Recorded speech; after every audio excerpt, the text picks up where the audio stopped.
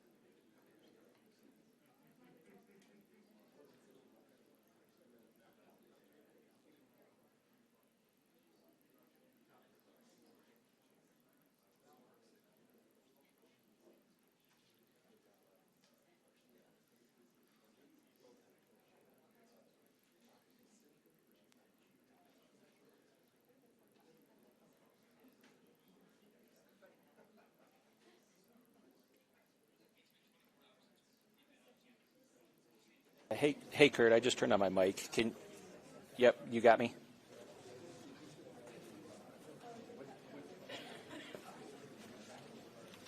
Okay, thanks. Yep, check from Jim. 1, 2, check 1, 2, check 1, 2. Hey, guys, just so that you know, we're about 3 or 4 rows deep here. It's not going to be very easy to hop in front of a camera after this thing. Or before it. Yeah, or before. There's got to be more than 100 people in this room.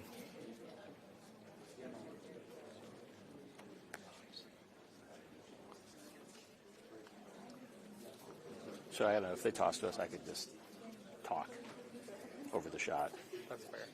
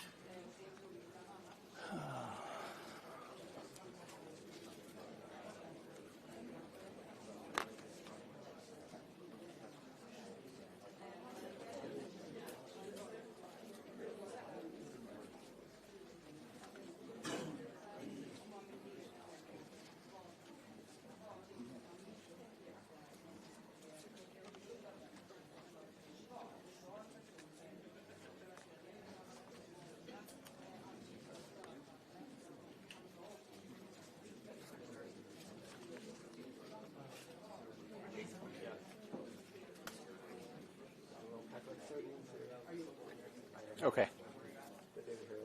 Okay. Yep. Yep.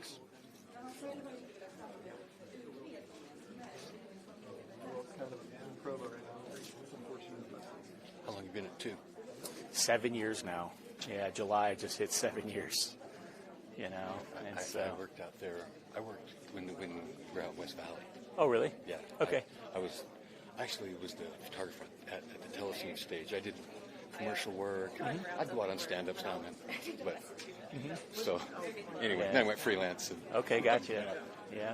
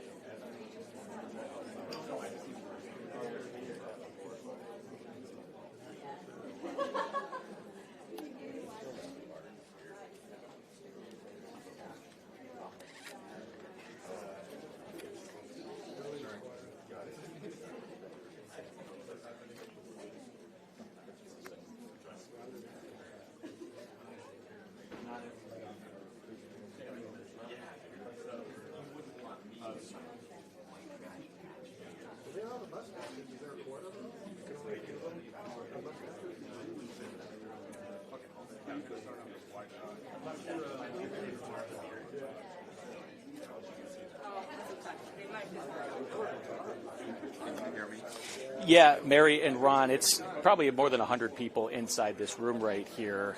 We are in Provo, and it's about 3 or 4 people deep. So not have a lot of room to move around right now to hop in front of the camera, but you are taking a live look right now at the podium, where any minute now we are expecting, as you mentioned, Utah County Attorney Jeff Gray to come to the podium and officially announce charges. They have said that they were going to get this in before the deadline, which would be today. And so we're here waiting. I mean, to give you some sense of how many people are interested in these charges that may be forthcoming, I mean, there is national media here. There's international media that I've seen here. The amount of press that's here covering this is something like I haven't really seen during my 7 years here in Utah. And so there's a lot of anticipation as we await this. We usually get about a 2-minute warning, and I do see some of the PR people for the Department of Public Safety standing here in the room, and they haven't given us that quite yet. So we're working on trying to get that information, but usually they give us about a 2-minute warning. They have done a couple mic checks, and so I think we are getting close, but as you mentioned right now, is new evidence going to be released? Richard Pyatt with Utah County is coming up to the mic. Let's see what he has to say. Don't go live yet. We're going to be a little bit delayed. We're in the process of not only filing the documents, but also printing them so that you have hard copies. Since it's so close to the news conference, we want to print as many as we can, and we're also going to be posting it when it is filed. But unfortunately, that means that the news conference is going to be delayed probably another 10 minutes or so. So we just ask for your patience as we continue to get that process going and completed so that we can continue and Jeff can appear before you. Again, to answer some of your initial questions, Jeff is the only one who's going to be speaking. He will take questions afterwards. He will go through the charges and list them for you, and then we'll open it up to questions, and we'll try to do it as orderly as we can. So we appreciate you being here, and we appreciate your patience as you go through this process with us. We'll be right back with you. So who you just heard from right there is Richard Pyatt. He's a spokesperson for Utah County, which is the county where this murder happened in. And as you just heard him say, we're delayed a little bit. As Ron, you said, that is expected. It happens a lot of times in these types of situations. Obviously, with the amount of interest here, they're trying to get the charging documents finalized and then printed out copies. One thing that we did learn that I didn't know coming into this is were they going to answer any questions? Richard mentioned that Jeff Gray, the Utah County Attorney, is going to be the only one who will speak, and then he is opening up the questions. They're going to try to get to as many as they can. There's a lot of information that's been swirling around online and on social media, so hopefully we can get to those questions directly to the source and try to get some confirmation on some of these things that have been speculated widely across social media. So it does seem like we are going to get an opportunity to ask some questions. But I'll toss things back to you in the studio because it looks like we're going to be about another 10 or 15 minutes or so before this thing gets started.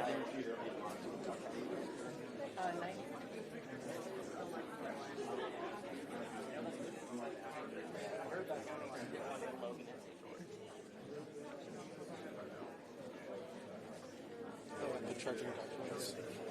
The charging documents are out.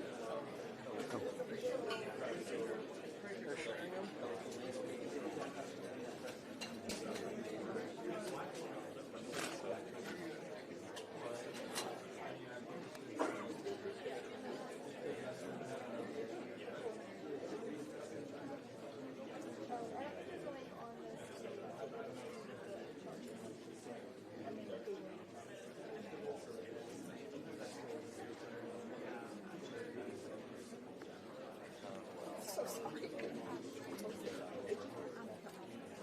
It's 5 pages.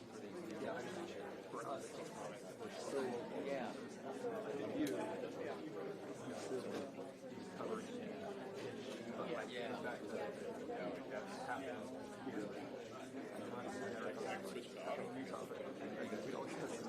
Nobody has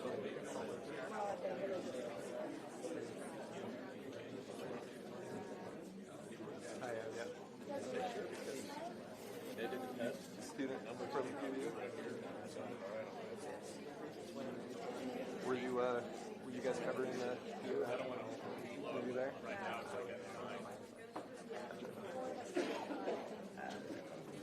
Do you know Nathan Dunn? One thing we could do. So you said that people are looking through them? He graduated last week. Yeah, I just saw them looking at him. KSL and what was that? ABC Nash. He started at Utah State, so I worked with him up there and he transferred to Utah. No, I bet you they would be like vehemently reading through them. Maybe it was something else. Maybe. Well, I'm glad you guys are here covering. Just do as much reporting as you can on this, right? I mean, it's horrible that you happen to be in school during the biggest service that ever happened. So. How you doing with all of it? Yeah. Back to school Wednesday? Tomorrow?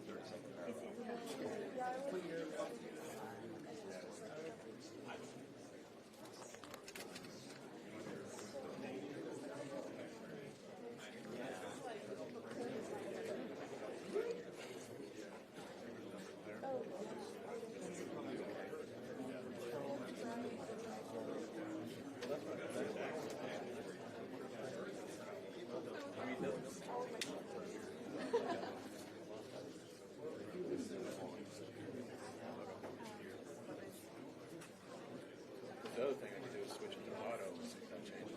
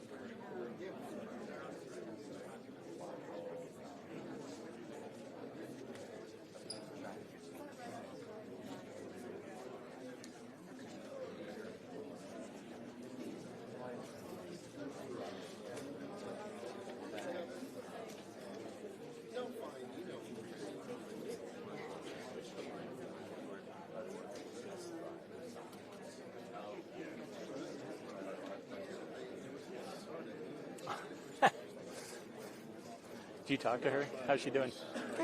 Yeah. Yeah. If you're talking to her, tell her I said hey.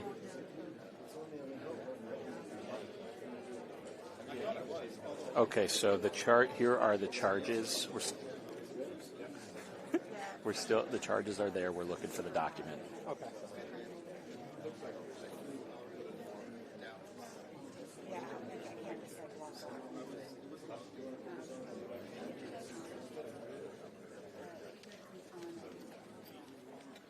Okay, here we go.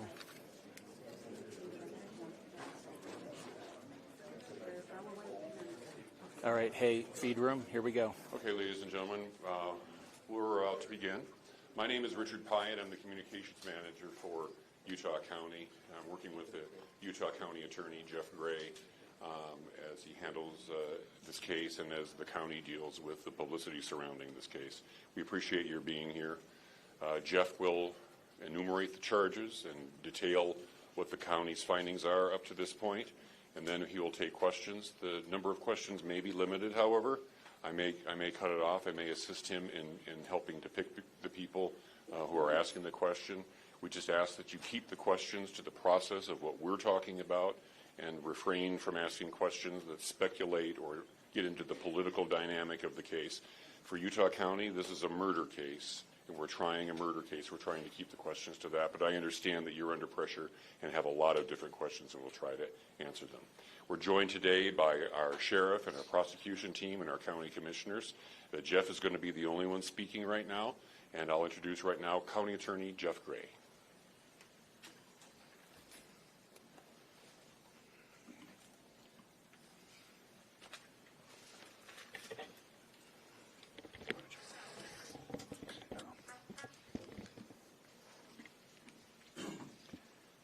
The murder of Charlie Kirk is an American tragedy. Charlie Kirk was murdered while engaging in one of our most sacred and cherished American rights, the bedrock of our democratic republic, the free exchange of ideas in a search for truth, understanding, and a more perfect union. It is also an offense against the state and to the peace and enjoyment of the people of Utah and of all those who visit here. But Charlie Kirk's murder also strikes a more personal and intimate chord. Charlie Kirk was first and foremost a husband and a father to two beautiful young children. He was a son, he was a brother, and a friend. Like all murders, the senseless and needless taking of Charlie Kirk's life has shattered the lives of those he loved and those who loved him. To Charlie's wife, Erica, his two young children, his parents, his family, and his friends, I express my sincere condolences and offer my heartfelt prayers on your behalf. I also want to express my concern for everyone who was at Charlie's Turning Point USA event at the Utah Valley University, and all who have been impacted by this tragedy. As county attorney, I am charged with bringing justice to those who offend our laws. I am charged with bringing justice for those who are harmed. I am charged with bringing justice for Charlie Kirk. I am committed to these aims. I take this responsibility seriously. Today, after reviewing the evidence that law enforcement has collected thus far, I am filing a criminal information charging Tyler James Robinson, age 22, with the following crimes. Count 1, aggravated murder, a capital offense, for intentionally or knowingly causing the death of Charlie Kirk under circumstances that created a great risk of death to others.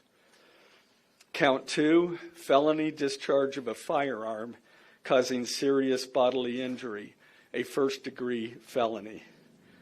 The state is further alleging aggravating factors on counts 1 and 2 because the defendant is believed to have targeted Charlie Kirk based on Charlie Kirk's political expression and did so knowing that children were present and would witness the homicide.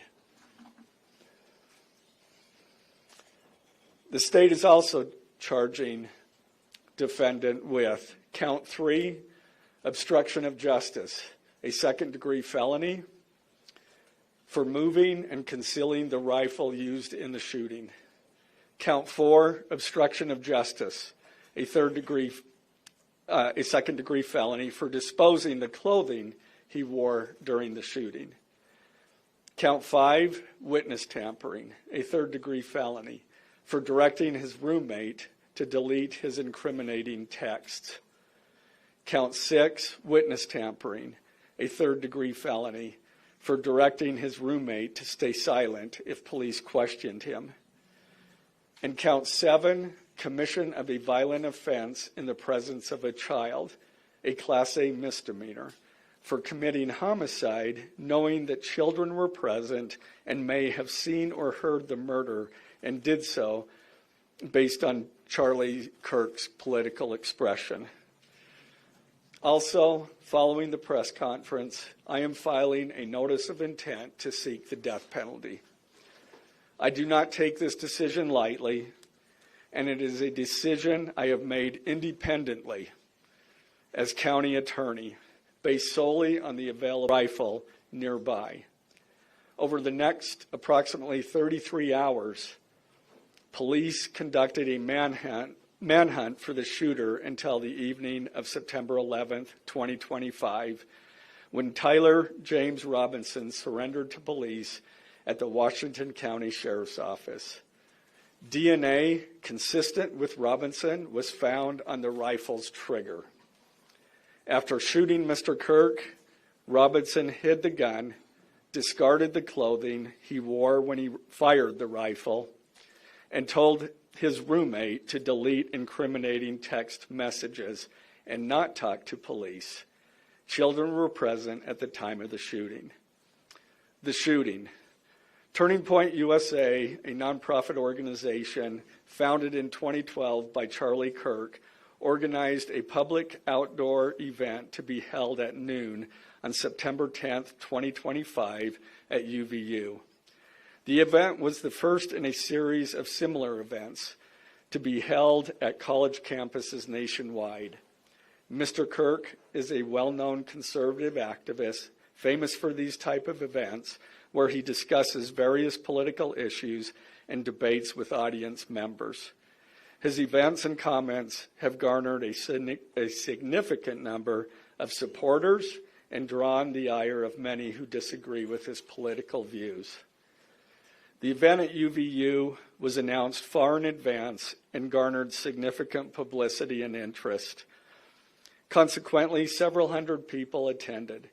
Mr. Kirk was interacting with a crowd before the event officially got underway. Then, at approximately noon, Mr. Kirk seated himself under a portable canopy behind a table and microphone. He began speaking to the crowd and fielding questions from attendees, a format Mr. Kirk commonly used at his events. Mr. Kirk allowed his questioners to approach a microphone positioned directly in front of him. Mr. Kirk's team members were very close to him on his right and left, as well as some behind his canopy and others at various close locations near him. The large crowd surrounded Mr. Kirk on three sides. Temporary metal fencing separated attendees from Mr. Kirk by only a matter of feet. Directly above and behind Mr. Kirk was the UVU Hall of Flags, an indoor walkway spanning several hundred feet with floor-to-ceiling glass windows which overlooked the plaza where Mr. Kirk was seated. People were in the walkway at the time of the shooting. Approximately 15 minutes into the event, Mr. Kirk was answering a question about mass shootings by transgender individuals when a gunshot rang out. The bullet struck Mr. Kirk in the neck. He slumped to the ground almost immediately. The bullet's trajectory passed closely to several other individuals beside Mr. Kirk, including the questioner who was standing directly in front of Mr. Kirk. Children were visible near Mr. Kirk's stage when he was shot.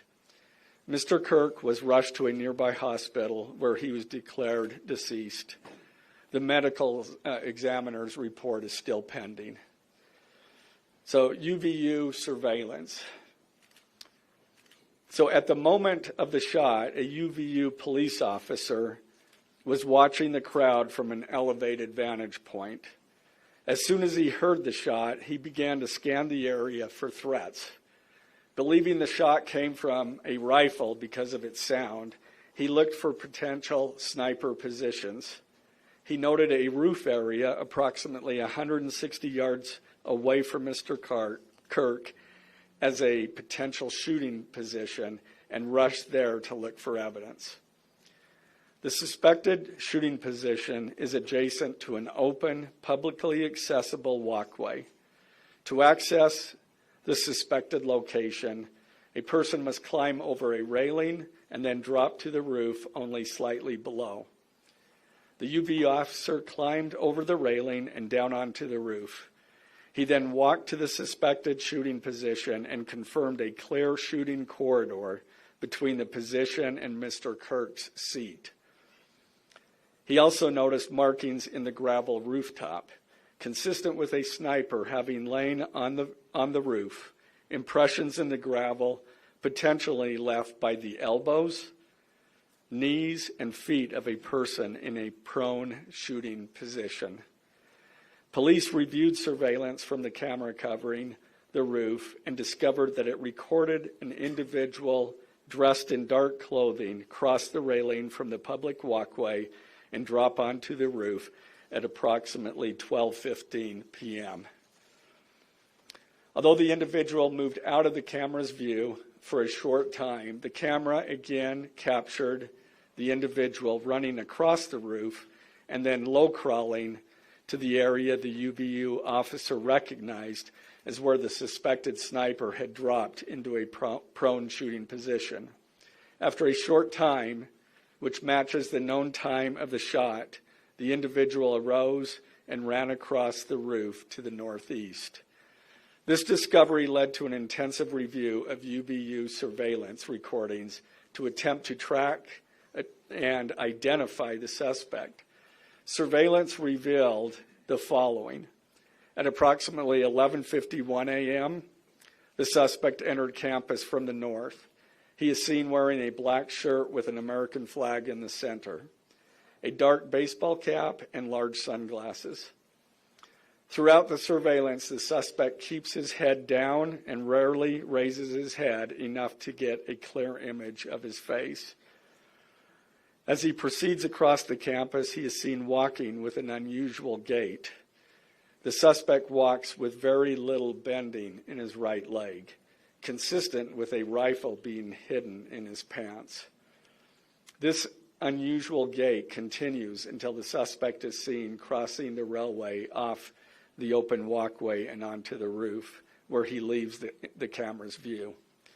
A camera later captures the suspect as he runs across the roof to the suspected shooting position.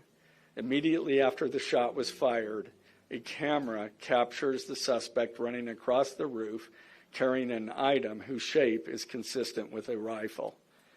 The suspect is then seen climbing down from the roof.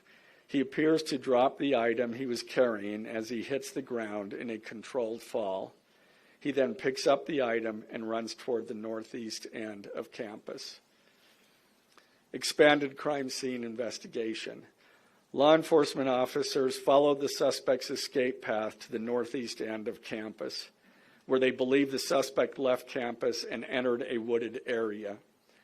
In that wooded area, investigators found a bolt-action rifle wrapped in a towel. The rifle contained one spent round and 3 unspent rounds. This is consistent with the facts officers observed at the time of and immediately after the shootings. No shell casings were found on the roof, suggesting a bolt action rather than an auto-loading weapon, and only a single round was fired. Each round in the rifle contained an etched inscription as follows. The fired cartridge was etched, "No Tice's bulge, OWO, what's this?" The second cartridge that was again not spent, the last 3 were not spent, were not fired. The second, "Hey fascist, catch," with arrow symbols. The third cartridge, "Oh Bella Chow, Bella Chow, Bella Chow, Chow Chow." The fourth cartridge, "If you read this, you are gay," LMAO. The rifle, ammunition rounds, and towel were sent for forensic processing. DNA consistent with defendant was found on the trigger, other parts of the rifle, the fired cartridge casing, 2 of the 3 unfired cartridges, and the towel. Law enforcement was unable to immediately locate the shooter, so they published photos of the shooter from the UVU surveillance cameras and asked for the public's help to identify him. Meanwhile, law enforcement continued to try to identify the shooter through other means. The Washington County investigation. On the evening of September 11th, 2025, as law enforcement continued their investigation, Tyler James Robinson went to the Washington County Sheriff's Office with his parents and a family friend to turn himself in. Robinson's mother stated that the following to police. On September 11th, 2025, the day after the shooting, Robinson's mother saw the photo of the shooter in the news and thought the shooter looked like her son. Robinson's mother called her son and asked him where he was. He said he was at home sick and that he had also been at home sick on September 10th. Robinson's mother expressed concern to her husband that the suspect shooter looked like Robinson. Robinson's father agreed. Robinson's mother explained that over the last year or so, Robinson had become more political and had started to lean more to the left, becoming more pro-gay and trans rights oriented. She stated that Robinson began to date his roommate, a biological male who was transitioning genders. This resulted in several discussions with family members, but especially between Robinson and his father, who have very different political views. In one conversation before the shooting, Robinson mentioned that Charlie Kirk would be holding an event at UVU, which Robinson said was a stupid venue for the event. Robinson accused Kirk of spreading hate. Robinson's father reported that when his wife showed him the surveillance image of the suspected shooter in the news, he agreed that it looked like their son. He also believed that the rifle that police suspected the shooter used matched a rifle that was given to his son as a gift. As a result, Robinson's father contacted his son and asked him to send a photo of the rifle. Robinson did not respond. However, Robinson's father spoke on the phone with Robinson. Robinson implied that he planned to take his own life. Robinson's parents were able to convince him to meet at their home. As they discussed the situation, Robinson implied that he was the shooter and stated that he couldn't go to jail and just wanted to end it. When asked why he did it, Robinson explained there is too much evil and the guy, referring to Charlie Kirk, spreads too much hate. They talked about Robinson turning himself in and convinced Robinson to speak with a family friend who is a retired deputy sheriff. At Robinson's father's request, the family friend met with Robinson and his parents and convinced Robinson to turn himself in.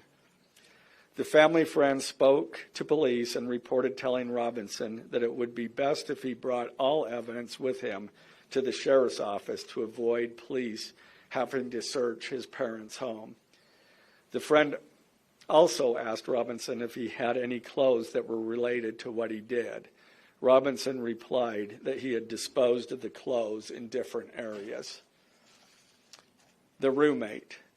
Police interviewed Robinson's roommate, a biological male who was involved in a romantic relationship with Robinson. The roommate told police that the roommate received messages from Robinson about the shooting, and he did provide those messages to police. On September 10th, 2025, the roommate received a text message from Robinson which said, "Drop what you're doing. Look under my keyboard." The roommate looked under the keyboard and found a note that stated, quote, "I had the opportunity to take out Charlie Kirk, and I'm going to take it." Police found a photograph of this note. The following text exchange, then took place. After reading the note, the roommate responded, "What? You're joking, right?" Robinson, "I am still okay, my love, but am stuck in Orem for a little while longer yet. Shouldn't be long until I can come home, but I gotta grab my rifle still. To be honest, I had hoped to keep this secret till I died of old age. I am sorry to involve you." Roommate, "You weren't the one who did it, right?"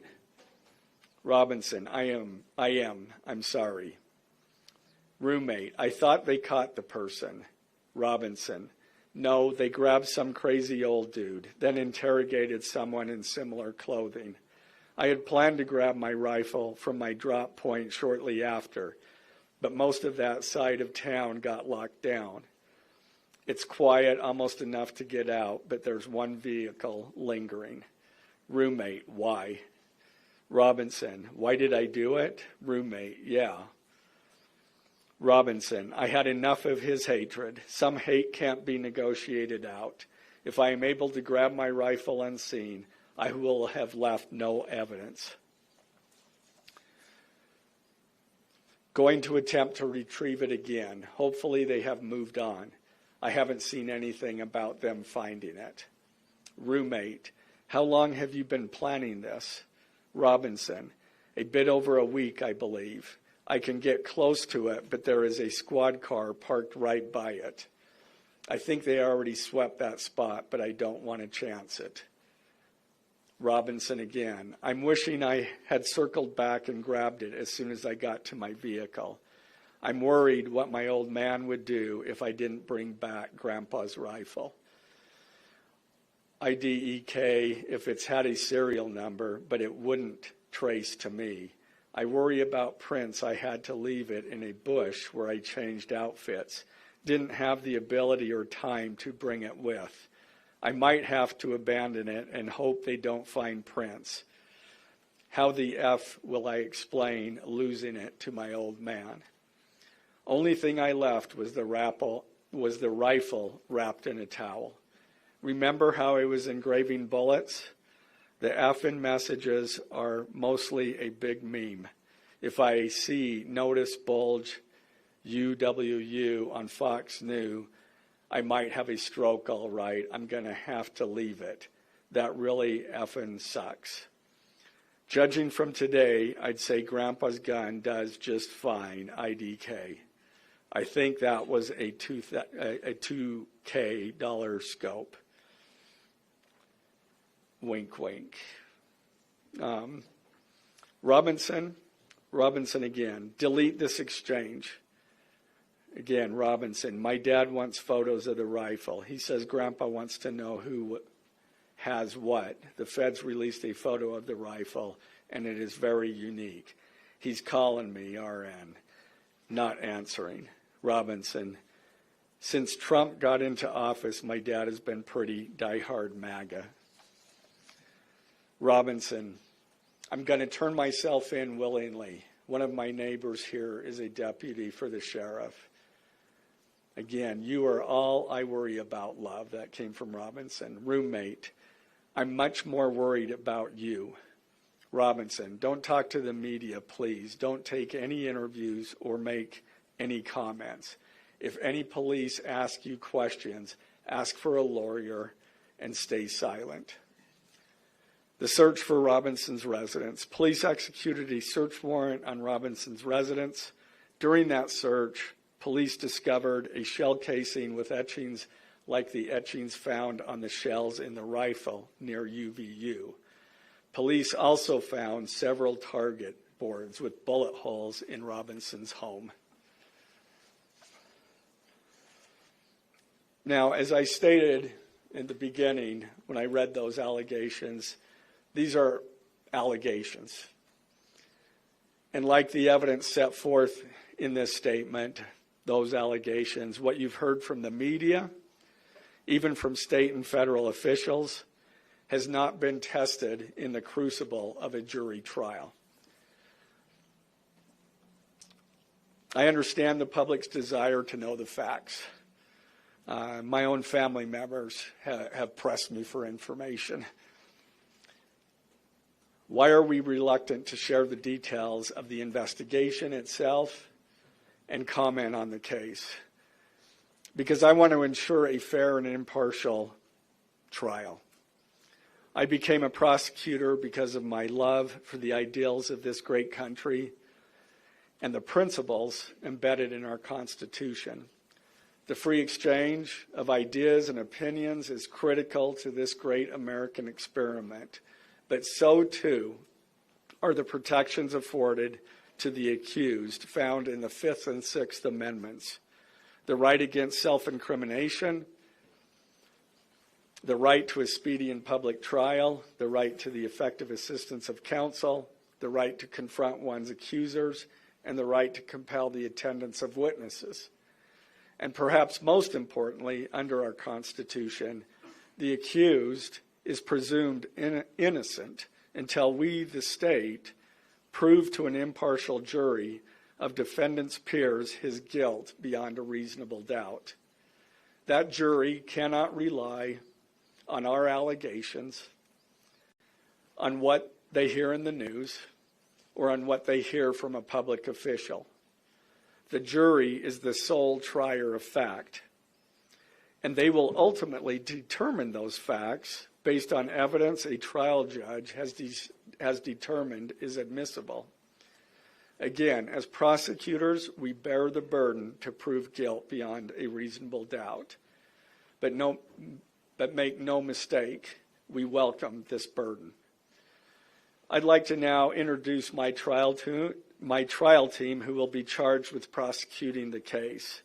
This is a veteran and expert team of some of the state's best trial attorneys. Chad Grunander, who is one of my two chief deputies, Ryan McBride and David Sturgill on the far right there. And those two were very much involved in preparing search warrants, did a phenomenal job, worked day and night to see that accomplished well after Robinson was taken into custody. Also, Lauren Hunt, she is one of our special victims prosecutors, and Chris Ballard, my second chief deputy, who will be handling motions. I'm going to explain just the procedural steps. We're not a grand jury. We don't have a grand jury system like the federal courts do. It's a preliminary hearing system. So the arrest and filing of the criminal information are merely the first steps in the criminal justice process. Today at 3 p.m., the defendant will appear before a judge in the Utah 4th District Court for his first appearance to be informed of these charges and to ensure that he has an attorney to represent him. The hearing will be brief. The judge will conduct that first appearance virtually via WebEx. This is not unusual. In the 4th District, all felony first appearances for defendants who are in custody are held virtually. A link to that hearing is available for media on the Utah State Court's X account at Utah State Courts. Now, following defendant's first appearance, he will be entitled to a preliminary hearing. At that hearing, the state will be required to show probable cause that defendant committed the crimes. The purpose of the preliminary hearing is not to determine guilt, but simply to assure the court that the prosecution has enough evidence to proceed to trial. If a judge finds probable cause and binds the case over for trial, an arraignment hearing will be held. At that hearing, a judge will again inform defendant of the charges against him and require him to enter a plea to each charge. The next step following the arraignment is an opportunity for the parties to file any relevant motions and then ultimately the trial itself. This case has generated a tremendous amount of interest across our nation and even the world. The public's desire for information is understandable, but it bears reiterating that this case will be tried in a court of law consistent with our Constitution, not the court of public opinion. Thus, we will only discuss the case with the press occasionally. It will not be a day-to-day or even week-to-week occurrence, but we will only do so in a manner as not to jeopardize the fair trial process. Before I conclude, I want to express my appreciation for the tireless work of our local, state, and federal law enforcement officers. They have an extremely difficult, dangerous, and often thankless job. I'm proud to acknowledge the exceptional work they do every day, and particularly their work on this case. It was truly a marvel to witness. Their skilled work and dedication have brought us to this point. I'm also grateful for the leadership demonstrated by Bo Mason, the Commissioner of the Utah Department of Public Safety, FBI Special Agent in Charge Rob Bowles, Utah County Sheriff Mike Smith, our local police chiefs, and Felice John Vitti, the acting U.S. Attorney for the District of Utah.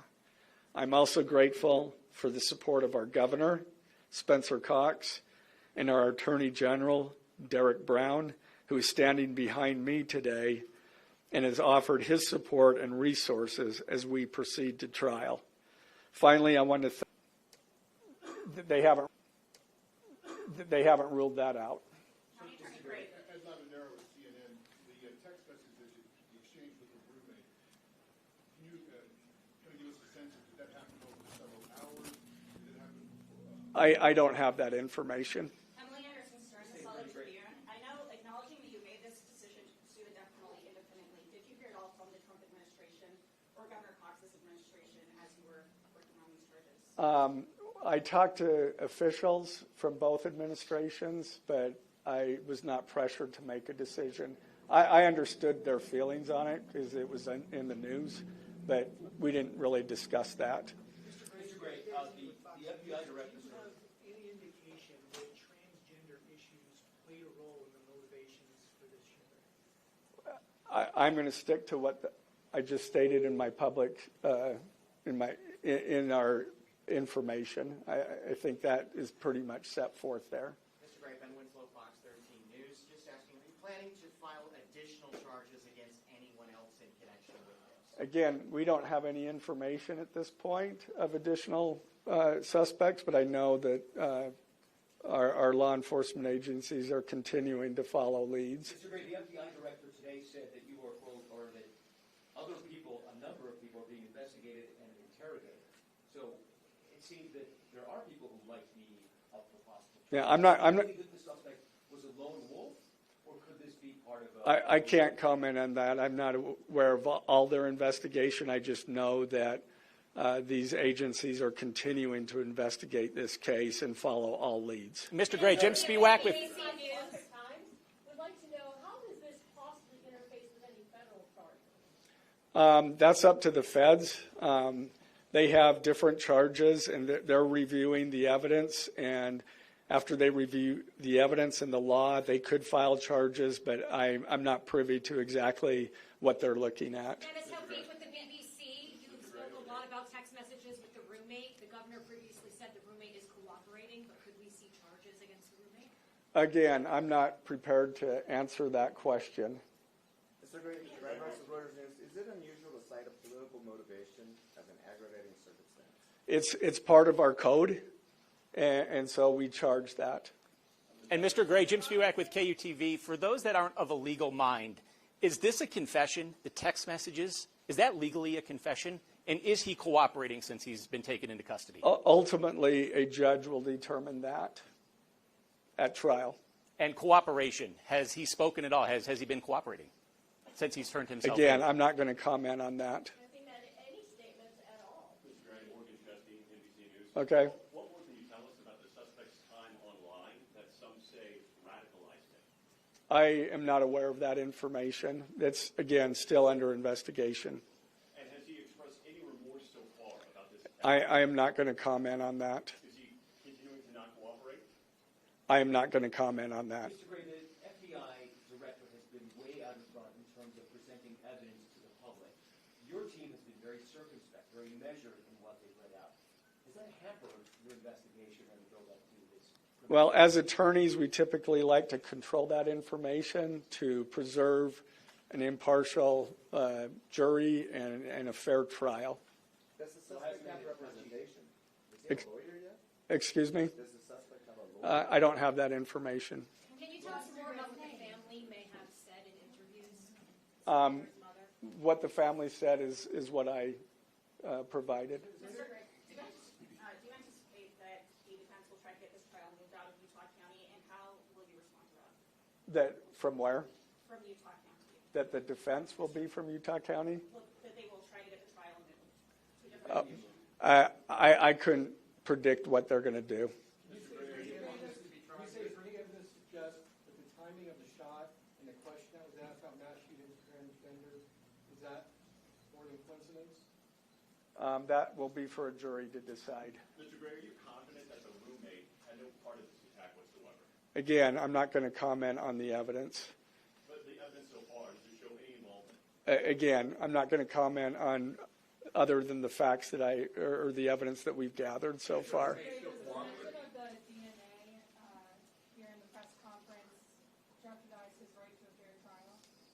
I don't believe so. This is part of a public document that we have to file as we file a criminal information. We have to file a probable cause statement.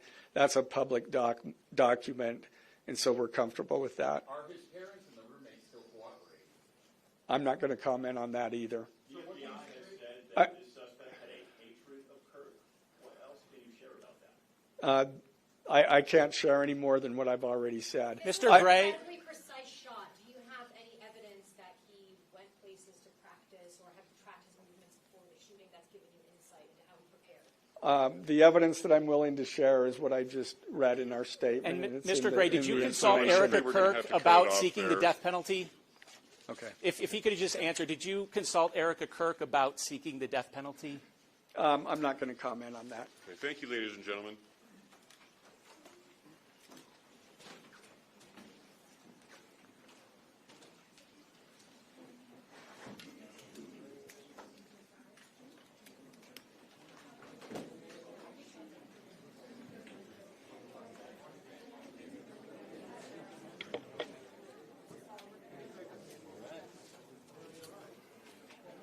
Okay, we're standing by.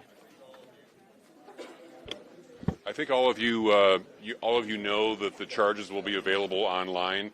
We're in the final stages of processing that, and they'll be available on the utahcounty.gov website as well as on the Utah County Attorney's website. So look for them there. Thank you. So people won't have to pay for it on exchange, or?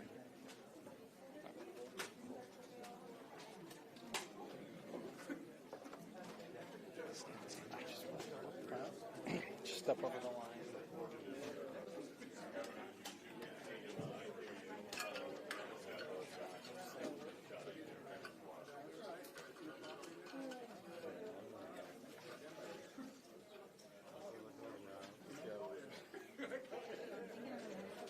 Sure.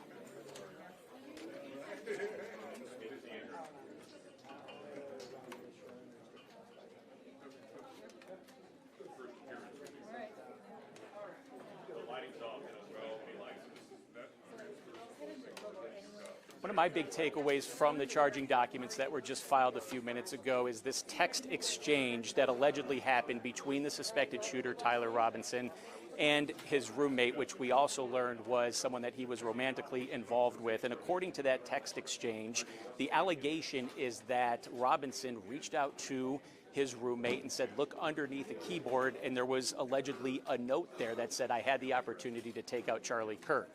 And I was just being handed a copy of the charging documents here. I'd like to try to see if I can find that exact quote right there. I'll go ahead and try to find it here. Maybe it's right here. Yeah, right here, exactly. Drop what you're doing, look under the keyboard. I had the opportunity to take out Charlie Kirk, and I'm going to take it. I asked the county attorney if a text message exchange legally can be considered a confession. He says that's up for a judge and a jury to decide, because if you just take a look at what this says on its surface, from a non-legal mind, it does appear that there is a confession that has happened already, but the county attorney saying that's up for a judge and a jury to decide, obviously one of the crucial key pieces of evidence that they already have against Tyler Robinson. We also learned that it was a family friend, former law enforcement officer, that convinced Robinson to turn himself in.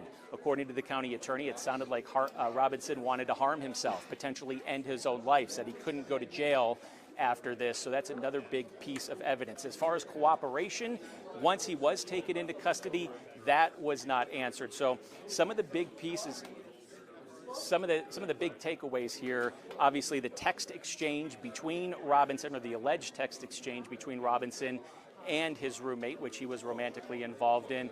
And the fact, Ron and Mary, that he did turn himself in, and they've got surveillance video that they claim is of him running off the rooftop and running away from the scene shortly after the shooting.